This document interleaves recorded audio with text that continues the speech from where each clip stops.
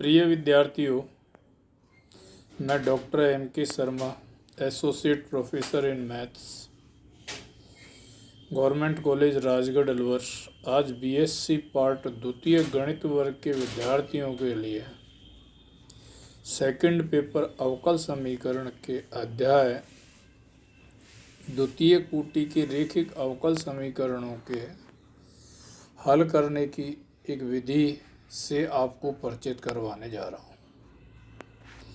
संकारक गुणनखंडों द्वारा द्वितीय कोटि रैखिक अवकल समीकरण को किस प्रकार से हल किया जाता है वो आज अपन इस व्याख्यान में डिस्कस करेंगे। जैसा विद्यार्थियों स्लाइड में आपको द्वितीय कोटि का रैखिक अवकल समीकरण दर्शाया हुआ है P0 d2y बटे dx square plus P1 dy बटे dx प्लस P2y बराबर r। विद्यार्थियों इसको परिवर्तित रूप में अपन ने कैपिटल D बराबर d बटे dx मानते हुए लिख दिया है P0 d square plus P1 d plus P2 in bracket y बराबर r, और इस ब्रैकेट के अंदर वाला जो पोर्शन है उसको FD मान लिया, तो FD y बराबर r, मतलब द्वितीय कोटि का रैखिक अवकल समीकरण आपके पास में FD y बराबर r के रूप में प्राप्त हो गया। अब हम ये मानते हैं कि इस FD के दो खंड अपने पास में F1D और F2D हैं, तो इसको हम लिख सकते हैं F1D F2dy बराबर कैपिटल R। इसके बाद में F2D इन ब्रैकेट F1dy बराबर R, और ये ब्रैकेट के अंदर जो F1dy लिखा है इसको एक नया चर मान के और इसको हम हल कर लेंगे।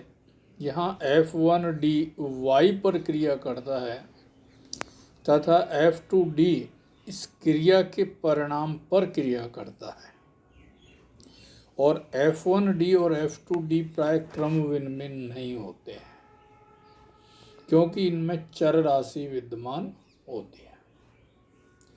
ये जो विधि है इसको एक एग्जाम्पल की मदद से मैं आपके सामने स्पष्ट करने जा रहा हूँ।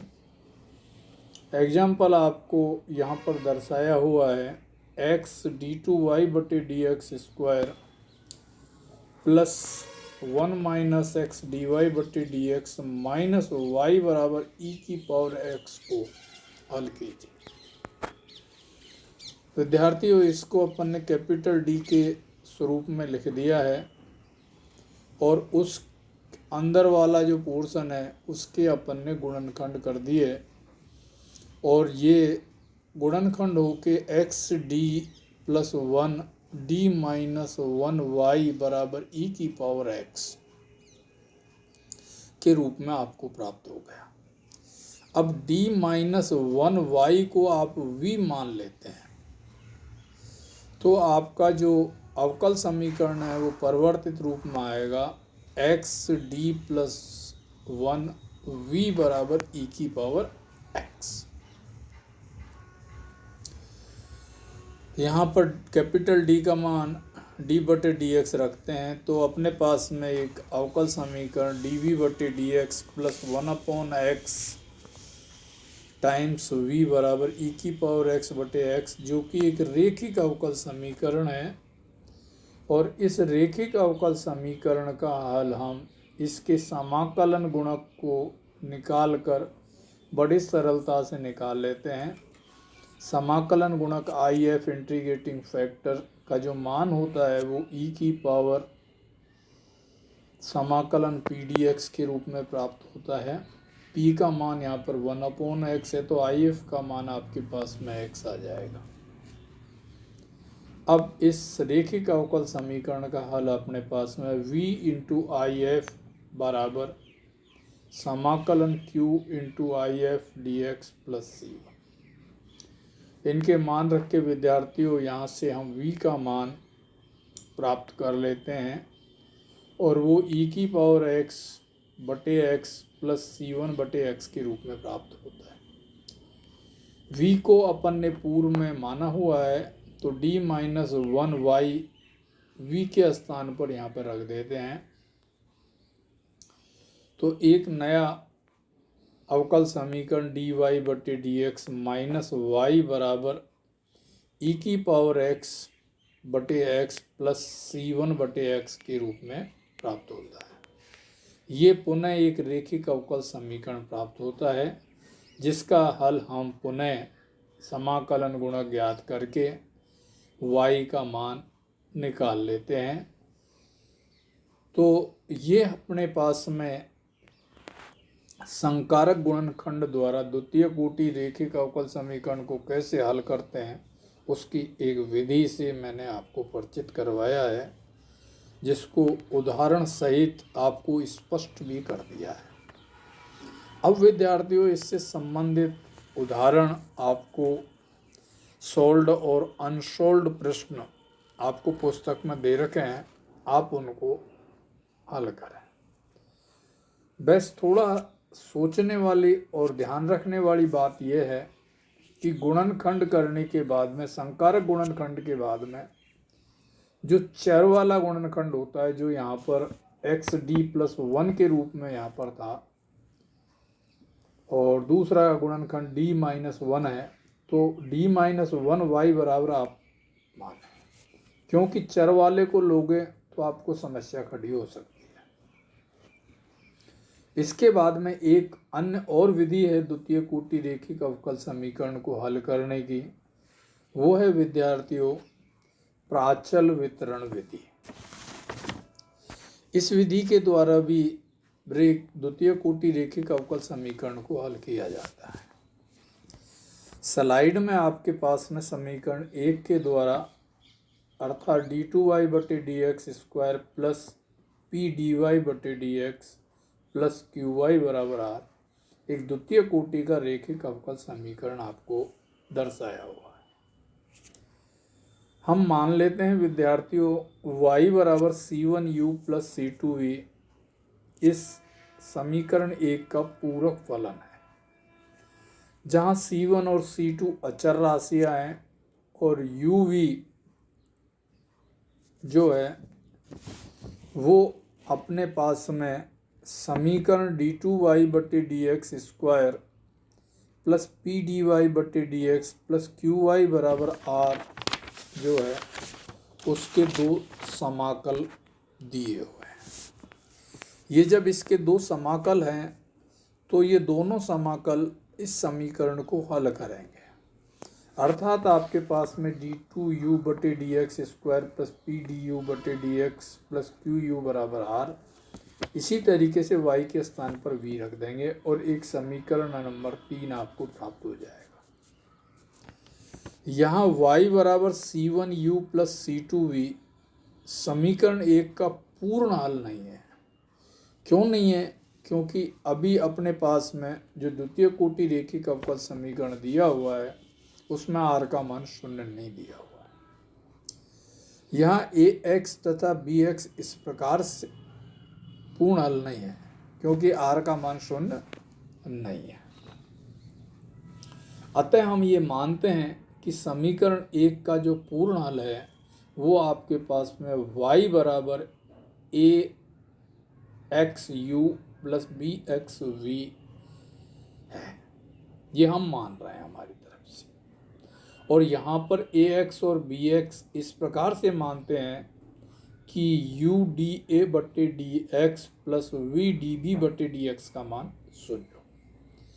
इस पूर्ण हल से विद्यार्थियों हम y का मान दिया हुआ है डी वाई बटे डी एक्स का मान और ज्ञात करेंगे, और उसके आगे डी टू वाई बटे डी एक्स स्क्वायर का मान भी ज्ञात करेंगे, और उसमें a और b के लिए जो कंडीशन दी है उसको अप्लाई करेंगे। अप्लाई करने के बाद में अपने पास में समीकरण 1 में इन पूर्ण हल के मानों को रखने के बाद में एक परिवर्तित समीकरण आपके पास में समीकरण 5 के रूप में प्राप्त होगी। यहाँ पर a का जो गुणांक है वो d2u/dx² plus pdu/dx plus qu है। इसी तरीके से b का जो गुणांक है वो भी आपको है।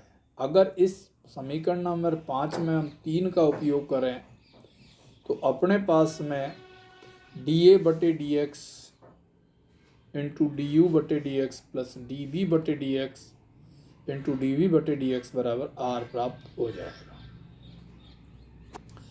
समीकरण 5 और 6 को हल करके हम dA/dx तथा dB/dx का मान प्राप्त कर लेते हैं और पुनः इनका समाकलन करके ax और bx प्राप्त कर पूर्ण हल या व्यापक हल प्राप्त कर लेते हैं।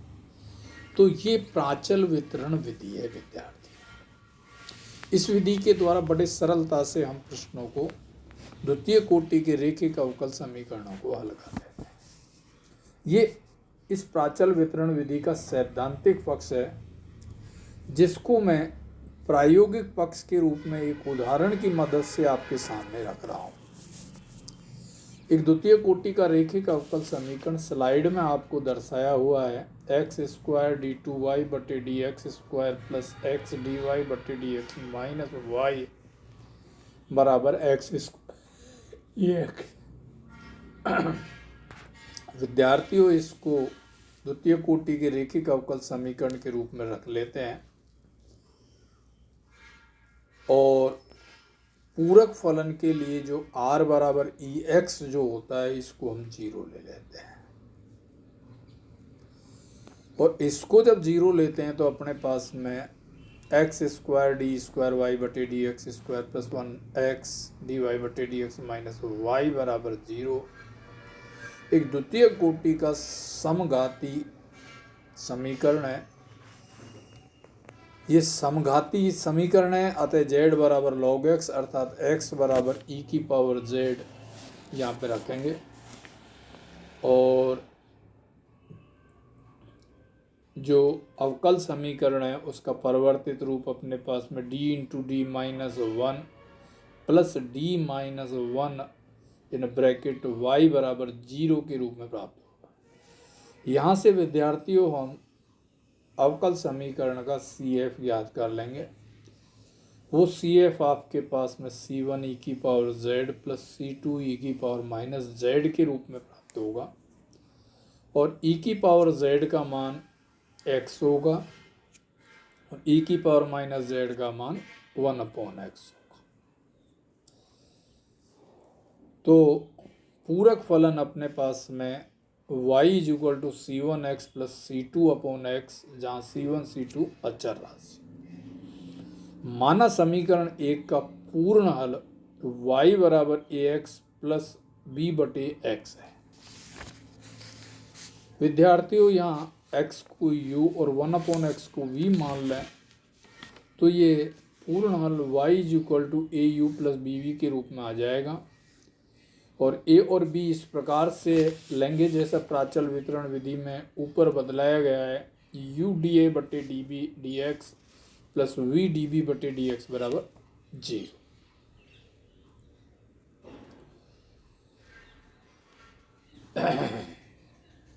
u और v के मान रख देंगे x dA/dx plus 1/x dB/dx बराबर 0।